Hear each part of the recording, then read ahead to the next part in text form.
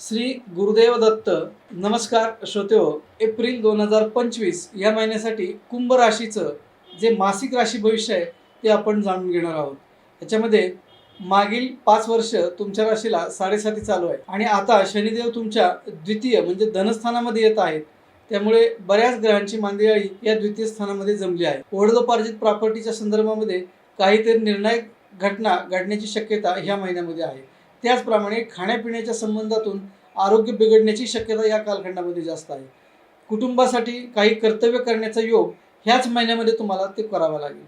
त्याचमध्ये तुम्ही कमी पडाल. कुटुंबातील व्यक्तींची काही नाराजी तुम्हाला सहन करावी लागेल.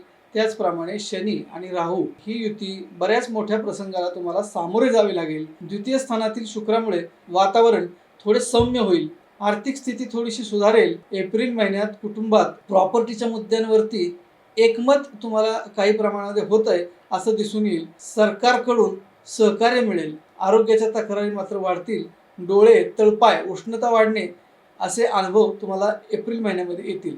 त्याचप्रमाणे 14 एप्रिल नंतर रवी बदल होत आहे आणि रवी तृतीय स्थानामध्ये येत आहे. शेजारी, भाऊबंदकी यांच्यामध्ये काही प्रमाणामध्ये वादविवाद निर्माण होण्याची शक्यता आहे. काही वेळेला कुटुंबातील नाटके, सिनेमा पाहणे, वाचन, अभ्यास करण्यासाठी तुम्ही काही वेळ तुमचा घालवाल. बऱ्याच विषयांमध्ये यश मिळवाल असे या पद्धतीचं ग्रहमान एप्रिल महिन्यामध्ये तुम्हाला दिसून येईल. चतुर्थ स्थानात गुरुकडून तुम्हाला आई वडिलांकडून खूप आशीर्वाद मिळतील. आई वडिलांचा हर्षल, आई वडिलांच्या बाबतीमध्ये काही आधार कमी होतोय असं पण जाणवेल. असं दुहेरी ग्रहमान ह्या महिन्यामध्ये तुम्हाला सामोरे जावं लागणार आहे. त्यांचं आई वडिलांचं मतपरिवर्तन होईल. राहत्या घराच्या जागेचा प्रश्न निर्माण होतील. जागा वाटपाच्या विचार ह्या महिन्यामध्ये होईल. त्याचप्रमाणे विवाह इच्छुकांना काही काळ थांबावे लागेल. विद्यार्थ्यांना अभ्यासापेक्षा मैदानी खेळाकडे त्यांचा कल राहील.